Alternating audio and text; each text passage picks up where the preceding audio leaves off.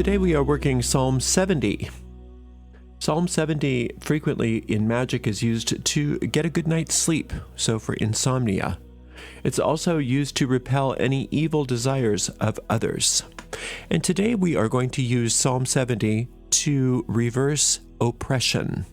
Reverse oppression. So if you're feeling oppressed from outside, this will reverse that. But sometimes the oppression comes from within, and you can reverse that as well. So there's no reason to go about your life feeling oppressed. We have Psalm 70. The way we work psalm magic is quite effective and very simple to do. We take our psalm in question and we read it out loud all the way through once as an incantation. And then after that, we go back through and we consider each verse in turn. And we dig for and search for hidden occult meanings that lie deep within the psalm. And we do our best to apply those meanings to whatever the purpose at hand is. And it's through doing all of that, digging, searching, and applying, that in a very real and visceral sense, we take the magical seeds that we find within the psalm and plant them into the fertile grounds of our mind, where they in turn take root and they grow. They blossom forth and then they bear fruit after their kind. And that's exactly what we are going to do together right now, you and I, with Psalm number 70. Make haste, O God, to deliver me. Make haste to help me, O Lord. Let them be ashamed and confounded that seek after my soul. Let them be turned backward and put to confusion that desire my hurt. Let them be turned back for a reward of their shame that say, Aha! Let all those that seek thee rejoice and be glad in thee. And let such as love thy salvation say continually, Let God be magnified. But I am poor and needy. Make haste unto me, O God. Thou art my help and my deliverer. O Lord, make no tarrying. That's a nice brief psalm, but boy, it's very powerful. Interestingly enough, Psalm 70 is identical to part of Psalm 40, and pretty much the scholars agree with me that Psalm 70 is probably closer to the original psalm, and then Psalm 40 was expanded and edited. This is probably hearkening back to a more ancient version of that psalm. It's starting out calling on God, which we know in the King James Version, if it calls on God, it's calling on Elohim rather than Yehovah or the Tetragrammaton. So it says, make haste, O God, to deliver me. And it's funny because we're telling God, hurry up, make sure that you don't waste any time here, God, as if God is late. And that's a clue to part of our problem that we're experiencing, that we think that somehow God doesn't know what God's doing.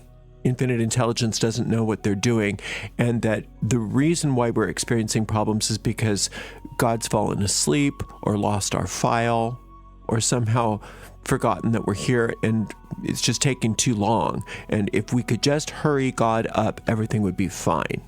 So it's important when we see things like make haste, O God, that we realize that part of the problem is us thinking that God needs to hurry up. Make haste to help me, O Lord. Now, what we have to realize is that when we see that in the Psalms, it's a reminder that the solution has already been given us. When there's a problem, the solution is created immediately. So God doesn't need to hurry at all. It's us that need to relax. We need to allow ourselves to realize the solution to whatever the problem is that we're bringing to the psalm. In this case, oppression and feeling oppressed. Let them be ashamed and confounded that seek after my soul. Now, what can seek after our soul? All oppression originates in the mind. And we're not saying that if you're feeling oppressed that you're not really experiencing that it's all in your mind. But we are saying that things that are happening in your life are reflections of something that's happening in the world of cause.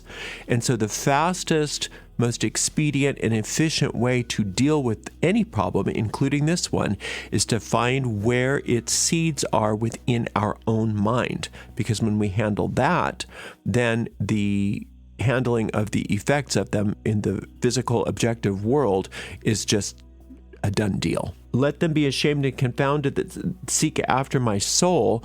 We want those thought forms removed from us. And when they are ashamed and confounded, for one thing, we want the confusion of the ego mind, which is maybe being represented in glorious living color by people in your lives. But again, those are just representatives of our own ego mind. So if we're not saying that we're not handling it on the physical, we are handling it on the physical, but going through the mental. That which is confounding must be confounded. It's a reversal spell. It's a hex of reversal. So that which is trying to cause us confusion is now being confused. And it's saying, let them be ashamed.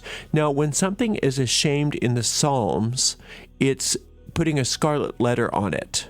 And the reason why we do that is so that when this comes up again in the future, we will remember it and we won't go down those roads anymore. Because there's always some point of entry in our own mind where we are participants in anything, even though it doesn't seem like it. Even though we're not blaming the victim, we're not saying that you're not being victimized, but we're saying that if we can safeguard that in our own mind, we can protect ourselves from being victimized in the future.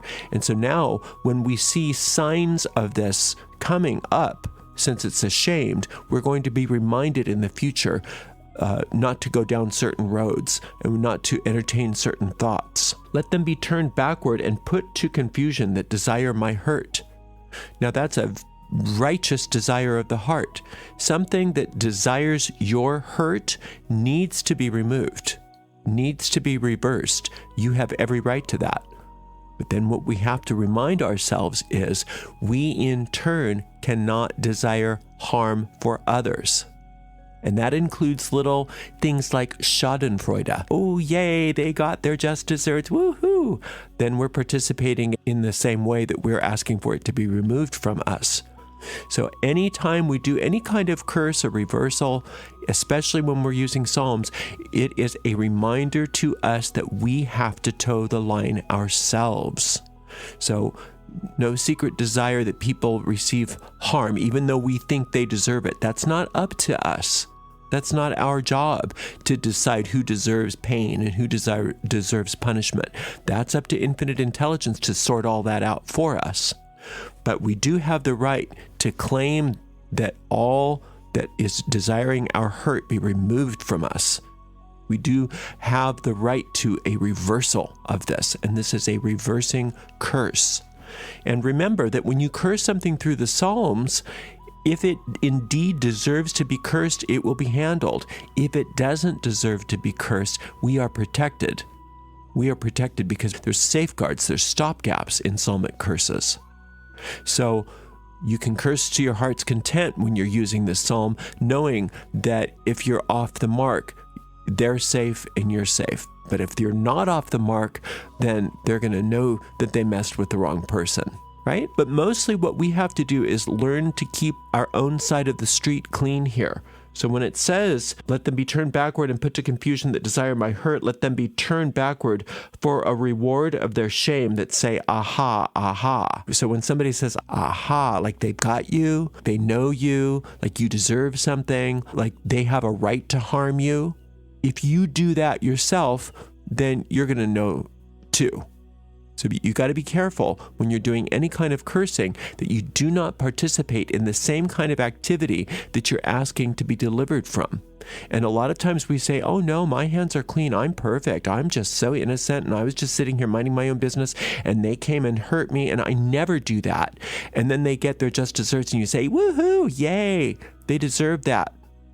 Be careful of that. Be careful of that. Let all those that seek thee rejoice and be glad in thee. And let such as love thy salvation say continually, let God be magnified. Ooh, what an important verse. So all of those thought forms within you, all of those ideas within you that are seeking infinite intelligence and not seeking vengeance, not seeking whatever other things that we come up with besides infinite intelligence, all of those ideas that seek infinite intelligence and are glad in it are going to be magnified along with God. It's saying, let God be magnified. Well, how can you magnify that which is eternal?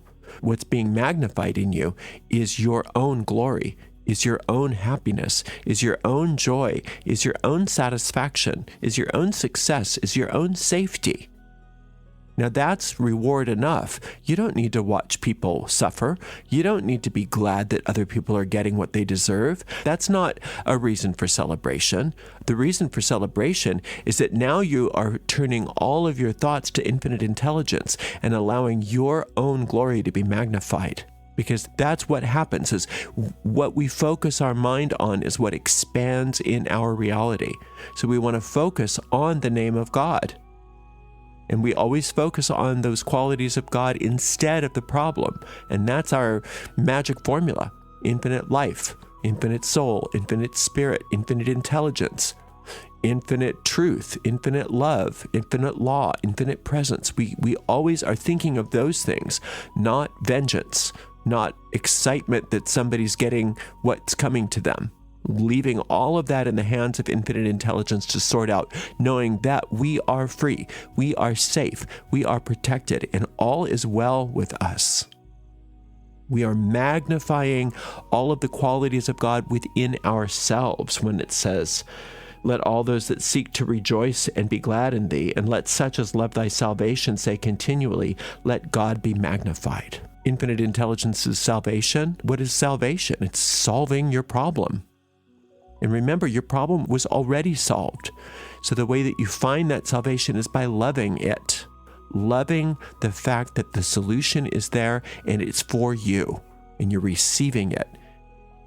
The reason why sometimes it feels like we don't have the solution to problems is because we're trying to figure them out. We're trying to figure it out ourselves. And then we go to infinite intelligence as our last resort. In this psalm, we're saying, no, we're going to start with infinite intelligence. And then we don't have anything to worry about except for keeping our mind stayed on God. Now, this is a wonderful way to close this psalm. But I am poor and needy. Now, it's not self-deprecation. I'm just me. I'm poor. I'm needy. It's not that. It's of my own self as who I think I am, as a little ego, as a little personality. I have no power by myself. But once I recognize who I am as a soul, I am an extension of infinite intelligence itself. And therefore, I'm able to be lifted and filled up with all the powers that come with being a child of the infinite. But if I'm considering myself as a separate little personality that's having a particular storyline, what I need to do is empty my mind. Like in Zen, they say, make it an empty rice bowl. Or Jesus said to become like a little child. I need to come to the realization that I don't know anything. I don't know anything, but I'm willing to learn. I'm willing for my mind to be filled up with the truth of who I am, with the truth of my real power, with the truth of my real function here. So poor and needy is what I am as an ego, but as I recognize that that's not who I really am, and I let myself be instructed by infinite intelligence, I realize that I am a force to be reckoned with. It says, make haste unto me, O God. Once again, hurry up, God, reminding ourselves whenever we see that in the Psalms that God's never late. God doesn't need to hurry. The problem was already solved. What we need to do is allow ourselves to be filled up with the solution. Thou art my help and my deliverer. So finally, we're coming to the truth here. Finally, we are saying, oh, that's right. You're my help. You're the one that delivers me. How long does it take to deliver something with infinite intelligence? It doesn't take time. It's instantaneous. It takes but an instant. The problem that you're bringing to this psalm is solved in an instant, in a flash, so that there is no need for us to hurry infinite intelligence. O Lord, make no tarrying. Don't be late. Don't be late. And what we have to recognize is whatever we're saying to infinite intelligence that doesn't seem like infinite intelligence, that's called a projection. And so if we're projecting onto infinite intelligence, don't be late, don't be late. We have to take our own advice. Don't be late to the party here. You show up for infinite intelligence immediately. Empty that mind of everything that you think you know and allow infinite intelligence to fill it up with what it calls salvation in this psalm, which simply means the solving of this problem. Now, why would infinite intelligence bother? Because that's its will for you. Infinite intelligence's will for you is that you be happy, that you be safe, that you be joyous, that you be prosperous, that all good be yours, that you experience your life as a divine royal child, because that's who you are. So the only way for it to do that is for us to stop telling infinite intelligence who we are. Telling infinite intelligence how things are and what it is. Instead, we need to, as it said earlier, remind ourselves that we are poor and needy. And simply that means that we are emptying our minds out, and we need nothing but infinite intelligence. We need nothing but divine will to handle anything and everything for us. But it's not up to us to say how it's going to happen or when it's going to happen or give all the instructions to infinite intelligence. This is not about giving a shopping list to God. This is about us saying, I don't know how to handle this, but the solution is already there. All I need to do is turn my mind on infinite intelligence and not be late to start with that and allow the solution to manifest itself. And it does, it will, and it is. So you just keep coming back to this psalm every single day until you get a sense of peace and certainty that whatever this problem is has been healed. And once you get that sense of peace and certainty, it's like a click. Then you know that your deep mind is letting you know the spell is done. You don't have to worry about this. It's taken care of. Move on. And so you move on to something else. Thank you so much for spending a little time with me today. I so appreciate you. Until next time, blessed be.